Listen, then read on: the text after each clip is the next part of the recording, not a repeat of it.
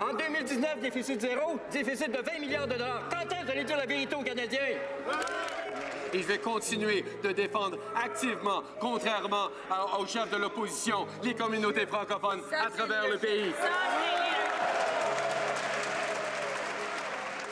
Quand je suis arrivé en 84, vous savez, il n'y avait pas de fax, il n'y avait pas de courriel, il n'y avait pas de téléphone cellulaire. Ça va me faire de la peine de voir que c'est fermé pendant 10 ans. Je suis attristé. Écoutez, le Parlement a été reconstruit en 1920 ou complètement terminé en 27. Donc, ça fait même pas 100 ans. Et moi, j'ai fait 35 ans ici. C'est un peu ma seconde maison. Alors, pour la première fois dans l'histoire récente du Québec, des députés conservateurs sont élus. Avec mon collègue Jacques Gourde, nous sommes les 2 députés de Lévis.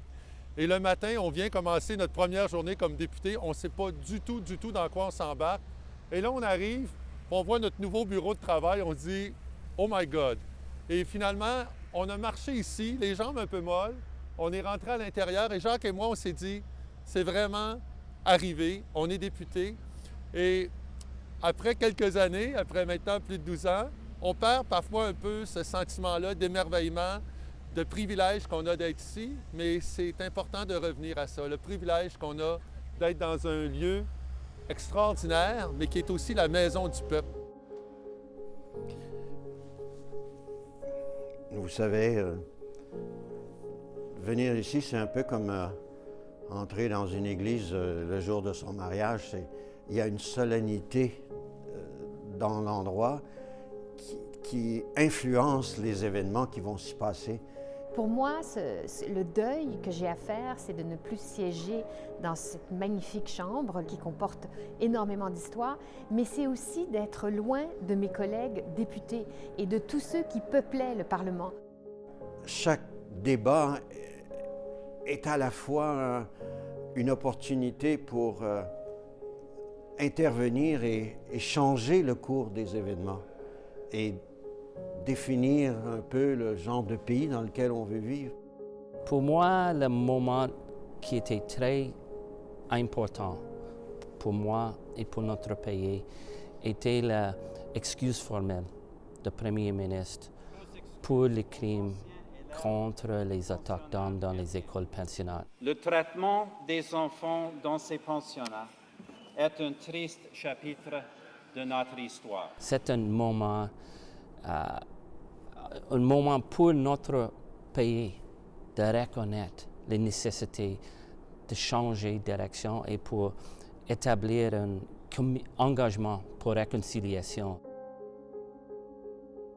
Il y a eu aussi de grands débats et de grands personnages.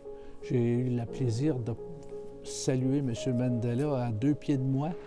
Il venait pour voir ce qu'avait l'air la Chambre des communes avant son discours et ça a donné que je sortais. Alors il est passé devant moi, il m'a donné la main. Et on aurait dit que j'étais comme paralysé. Quand je l'ai regardé, je n'étais pas capable de parler tant que j'étais impressionné de voir cet homme qui avait 27 ans en prison pour la liberté de son peuple.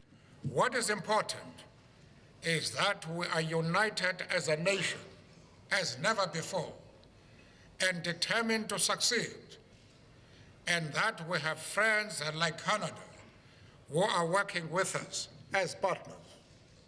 Quand je rentre dans cette chambre et que je vais prendre mon siège, je ne viens pas ici uniquement pour parler pour moi.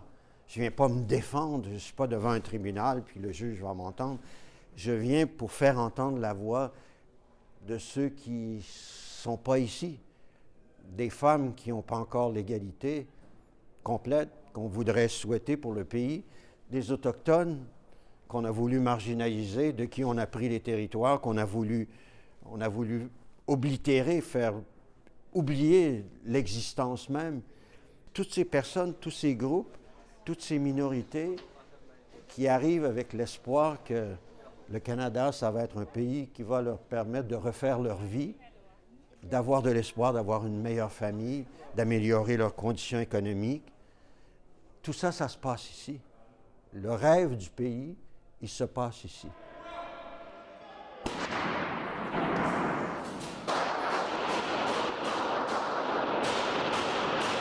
Nous étions ici en cette chambre durant l'attaque. Et je me souviens, il y avait beaucoup de fusillades et j'ai dit, c'est une attaque de terroristes. Peut-être il y a des nombres de terroristes et nous étions pensés que c'est une crise d'otage. Mais durant cette attaque, un membre de les forces de sécurité a placé son corps de barrer la porte, de protéger les députés. Pour moi, c'est un moment très important et j'ai été touché par cet héroïsme. Il ne faut pas être triste. Il faut avoir l'espoir qu'on va poursuivre et qu'on sera encore plus motivé parce qu'il faudra faire un effort additionnel pour garder l'esprit qui habite ces murs.